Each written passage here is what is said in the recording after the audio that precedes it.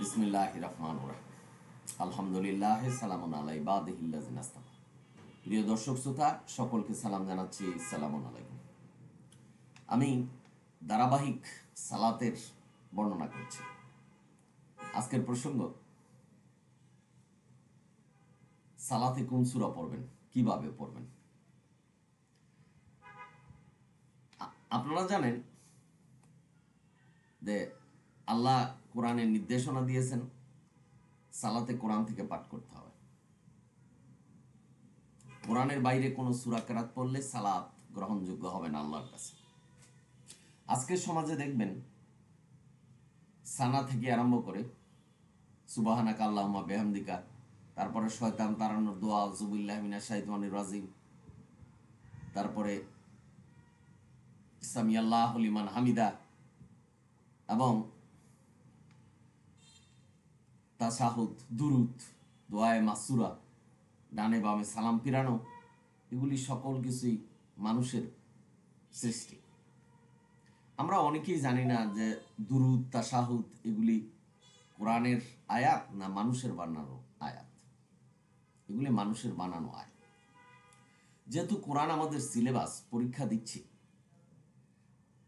তাহলে কোরআন থেকেই সমস্ত কিছু নিতে হবে, এটাই বুঝতে পারলাম।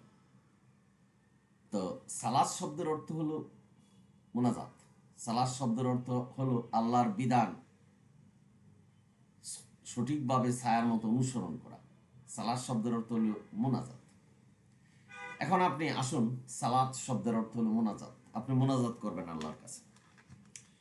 তাহলে সালাত যখন আরম্ভ করবেন তখন শয়তান তাড়াতে বলছেন আল্লাহ। সূরা মুমিনুন 97-98 নম্বর আয়াত, রাব্বি আউযুবিকা মিন হামাযাতিশ শাইয়াতিন ওয়া আউযুবিকা রাব্বি ইয়াহদুরুন।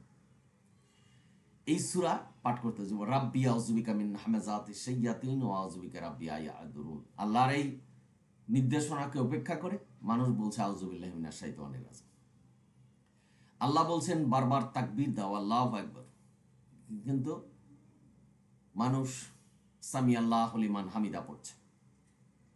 আল্লাহু আকবার কারা হাত দুটো বেঁধে মানুষের বানানো সূরা পড়ছে। কি? সানা, সুবহানাকা আল্লাহুম্মা বিহামদিকা, এই সূরা পাঠ করছে। এবার আসুন, অর্থাৎ আল্লাহর পরিবর্তে তারা নিজেদের বানানো সূরা পাঠ করছেন। তাশাহুদ পড়ছেন, দুরুদ পড়ছেন, দোয়ায়ে মাসুরা পড়ছেন, যেগুলি সকলই মানুষের বানানো। আল্লাহ সুস্পষ্ট বলছেন যে নামাজরত অবস্থায় কোরআন থেকে পাঠ করতে হবে। যদি কোরআন থেকে পাঠ করা না হয়, মানুষের বানানো কোনো আয়াত পড়া হয়, সেক্ষেত্রে সালাত হবে না, আল্লাহর কাছে গ্রহণযোগ্য হবে না। এবার আসুন কি পড়বেন। যেহেতু নামাজ হলো মুনাজাত, কোরআনে যে মুনাজাতের আয়াতগুলি আছে সেগুলি পড়বেন। মুনাজাতের আয়াত কোনটা? রাব্বানা আতিনা ফিদ দুনিয়া হাসানাতা ওয়া ফিল আখিরাতি হাসানাতা ওয়া কিনা আযাবান্নার। আল্লাহ দুনিয়া দাও এবং আখিরাতে দাও, দুনিয়ার যত কল্যাণ আছে দাও, আখিরাতে যত কল্যাণ আছে দাও। এর চেয়ে বড় দোয়া হতে পারে? রাব্বানা যালামনা আনফুসানা ওয়া ইল্লাম তাগফির লানা ওয়া তারহামনা লানাকুনান্না মিনাল খাসিরিন। অর্থাৎ যে দোয়া পাঠ করে সালামুন আলা আদম তার ভুলের পাপ থেকে আল্লাহর কাছ থেকে মুক্ত হয়েছিলেন, সেই দোয়া পাঠ করুন। আপনাদের মনে প্রশ্ন জাগতে পারে যে আমরা প্রতি ওয়াক্ত নামাজে একই দোয়া পড়ব, পড়ে কোনো অসুবিধা নেই, কারণ দুনিয়াতে এবং আখিরাতে শান্তির জন্য আল্লাহর কাছে চিরজীবন একই বাক্য বলে যাবে। এবং তারপর কোরআনের মাধ্যমে যেই দোয়াগুলি আল্লাহ শিখাচ্ছেন সেগুলি পড়ুন। কুর রব্বির হামহুমা কামা রাব্বায়ানি সাগীরা, এই দোয়া পাঠ করুন, আপনার পিতামাতার জন্য দোয়া পড়ুন। এবার আসুন কিভাবে পড়বেন। প্রথমে আল্লাহু আকবার করে দাঁড়ালেন, হাত বাঁধলেন, শয়তান তাড়ান, যে দোয়া কথা বললাম, রাব্বি আউযুবিকা মিন হামাযাতিশ শাইয়াতিন ওয়া আউযুবিকা রাব্বি ইয়াহদুরুন। তারপরে আপনি যে কাফের নন, অর্থাৎ কাফের অন্তর্ভুক্ত নয়, সে কারণে আল্লাহর কাছে প্রতিশ্রুতি দিতে হবে। কারণ নামাজ, সালাত হলো আল্লাহর খুব সন্নিকটে যাওয়া। তাহলে কি পড়বেন? ইন্নী ওয়াজহাতু ওয়াজহিয়া লিল্লাযী ফাতারাস সামাওয়াতি ওয়াল আরদা হানিফা ওয়া মা আনা মিনাল মুশরিকিন, যে আমি মুশরিকের অন্তর্ভুক্ত নই, আল্লাহর কাছে প্রতিজ্ঞা করলেন। তারপরে আলহামদুলিল্লাহ অর্থাৎ সূরা ফাতিহা বা সূরা হামদ পাঠ করবেন। সূরা হামদের মধ্যে কিন্তু আউযুবিল্লাহি মিনাশ শাইতানির রাজিম নেই, কিন্তু আমাদের মোল্লারা পড়ছেন। বিসমিল্লাহির রহমানির রহিম আলহামদুলিল্লাহ রাব্বিল আলামিন, এই সূরা ফাতিহা পাঠ করবেন। এই সূরা ফাতিহা কিন্তু একটা মোনাজাত, আপনারা অর্থগুলি পড়ে দেখবেন, এটা মোনাজাত, অর্থাৎ আপনি মোনাজাত করলেন আল্লাহর কাছে। তারপরে আরেকটা মোনাজাত করেন, রব্বানা আতিনা ফিদ দুনিয়া হাসানাতা ওয়া ফিল আখিরাতি হাসানাতা ওয়া কিনা আযাবান নার, অর্থাৎ আমাকে দুনিয়া দাও এবং আখিরাতে দাও, দুনিয়ার যত শান্তি আছে দাও, আখিরাতের যত শান্তি আছে দাও। এই দোয়া পাঠ করলেন, অর্থাৎ কোরআন থেকে পাঠ করা হলো, আল্লাহর কাছে মোনাজাত করা হলো, যেহেতু সালাত শব্দের অর্থ হলো মোনাজাত। আল্লাহ আমাদেরকে কোরআন থেকে অর্জন করতে বলছেন, কৌশলী হতে বলছেন, যে তোমার এই কোরআন হলো তোমাদের সিলেবাস, এই সিলেবাসটাকে তোমরা আয়ত্ত করে কিভাবে আয়ত্ত করবা, কিভাবে আল্লাহর কাছে কি চাইবা, কিভাবে চাইবা, এগুলি অর্জন করে তারপরে সালাতে দাঁড়াও। যেমন সূরা ইখলাস দিয়ে মানুষ নামাজ পড়ছেন, এখানে বলা আছে কুল, কুল শব্দের অর্থ হলো নবীকে আল্লাহ বলছেন তুমি বলে দাও, বলো। এখন আপনি বলো শব্দটা কার কাছে বলবেন? আল্লাহর কথা কি আল্লাহর কাছে ফিরিয়ে দিবেন? সালাত শব্দের অর্থ হলো মোনাজাত, মোনাজাত করবেন, অর্থাৎ যে আয়াতগুলির মধ্যে মোনাজাত আছে, আল্লাহর কাছে কিছু চাওয়ার আছে, সেগুলি পাঠ করবেন, অর্থাৎ কোরআন থেকে পাঠ করা হলো এবং আপনি মোনাজাত করলেন। আমি বলছি না যে কোরআন থেকে কোনো আয়াত পড়লে হবে না, কোরআন থেকে আল্লাহ পাঠ করতে বলছেন, যে কোনো আয়াত আপনি পাঠ করলে সালাত হয়ে যাবে, কিন্তু আল্লাহ বলছেন কৌশলী হও, তুমি অর্জন করতে শিখো কোরআন থেকে। এই দুনিয়াতে যেমন অর্থ সম্পদ অর্জন করতে হয় সুখে থাকার জন্য, ঠিক আখিরাতে সুখে থাকার জন্য, জান্নাতে যাওয়ার জন্য আপনাকে কোরআন থেকে অর্জন করতে হবে। আমাদের প্রচলিত মোল্লারা 2 রাকাত নামাজ পড়ে বসে তাশাহুদ পাঠ করছেন, দুরুদ ইব্রাহিম পাঠ করছেন, দোয়ায়ে মাসুরা পাঠ করছেন, এগুলি সমস্ত কিছুই মানুষের বানানো। মানুষের বানানো কোনো আয়াত দিয়ে সালাত কায়েম করলে সালাত আল্লাহর কাছে গ্রহণযোগ্য হবে না, যেহেতু এখানে আল্লাহর নির্দেশনা আছে যে তুমি কোরআন থেকে পাঠ করো। তাহলে আপনাদের মনে প্রশ্ন জাগতে পারে যে 2 রাকাত নামাজ শেষে আমরা বসে কি পড়ব? তবে একটা কথা মনে রাখবেন, প্রতি ওয়াক্তে কিন্তু 2 রাকাতই নামাজ, আপনি এখানে শেষ করে দেবেন। কি বলে? আপনি মোনাজাত করুন, অর্থাৎ সূরা বাকারার শেষ 2 আয়াত পাঠ করুন, রাব্বি আউযু বিকা মিন হামাযাতিশ শাইয়াতি, রব্বানা তুহাম্মিল আলাইনা ইসরান কামা হামালতাহু আল্লাযীনা মিন কাবলিনা, রব্বানা তুহাম্মিলনা মা লা তাকাতা লানা বিহি ওয়াফনা ওয়াগফির লানা ওয়া তারহামনা লানাকুনান্না মিনাল খাসিরিন। অর্থাৎ যে জায়গায় আপনি তাশাহুদ পাঠ করছেন সেই জায়গায় এই দোয়া পাঠ করুন। আল্লাহ বলছেন সমস্ত নবী রাসূলদেরকে সালাম দাও, পড়বেন সালামুন আলাল মুরসালিন।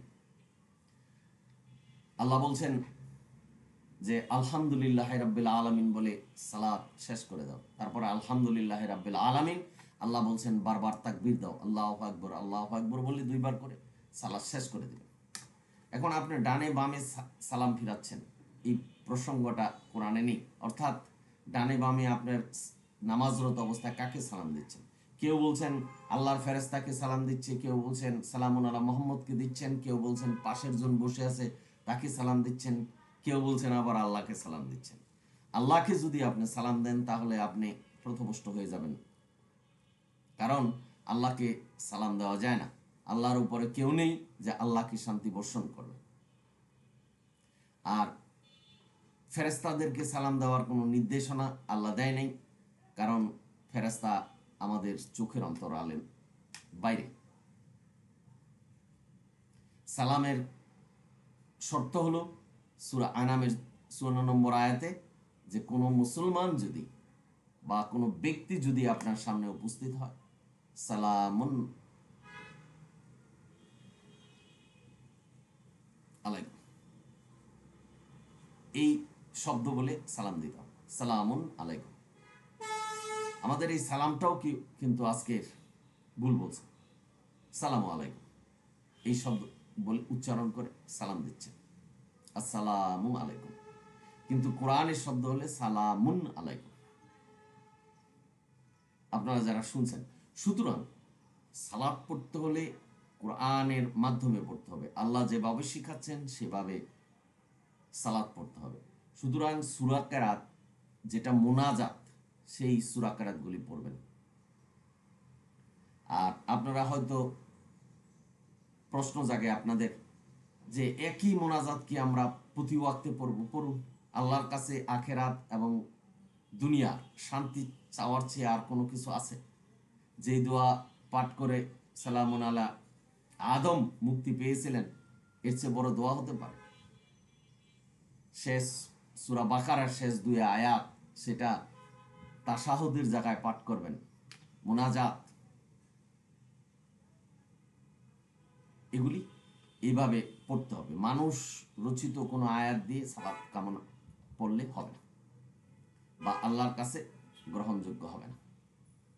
আপনি মানব রচিত যত আয়াতই দেখেন, এগুলি যত শ্রুতিমধুর হোক, অর্থবহ হোক, এগুলি দিয়ে সালাত হবে না। এই কারণে যেহেতু আল্লাহর নির্দেশনা আছে, কোরআন থেকে পাঠ করতে হবে। সালাতের শব্দের অর্থ হলো মোনাজাত। সুতরাং মোনাজাতের যে আয়াতগুলি আছে, এগুলি পাঠ করতে হবে সালাতে দণ্ডায়মান অবস্থায়। আশা করি বুঝতে পেরেছেন। আমি খুব সহজভাবে আপনাদের বুঝিয়েছি, আশা করি বুঝতে পেরেছেন। যদি আল্লাহ হেদায়েত দেয় তাহলে বুঝতে পারবেন, হেদায়েত না দিলে বুঝার কোনো শক্তি নেই, হবে না। অর্থাৎ আপনি সুম্মুন বুকমুন, অন্ধ এবং বধির হয়ে থাকবেন, আল্লাহ সেটাই করবে। যেহেতু কোরআন আমাদের সামনে, চোখ দিয়েছে, কান দিয়েছে এবং বুঝার ক্ষমতা দিয়েছে, আমাদেরকে সঠিকটাই বুঝতে হবে। ইন্না হাজাল কোরআন, কোরআন সঠিক পথ, এবং এই পথেই আমাদের দাঁড়িয়ে থাকতে হবে। এবং এই পথের যে নির্দেশনাগুলি আছে, আল্লাহর সমস্ত আবাদত এই কোরআন দিয়েই করতে হবে, আল্লাহর মতো করতে হবে, আল্লাহ যেভাবে বলছেন সেভাবেই করতে হবে। বিষয়গুলি একটু চিন্তা গবেষণা করবেন, আশা করি। সুতরাং যদি ভিডিও ভালো লাগে আপনাদের, শেয়ার এবং সাবস্ক্রাইব করবেন। আলহামদুলিল্লাহ রাব্বিল আলামিন। সালামুন আলাইকুম।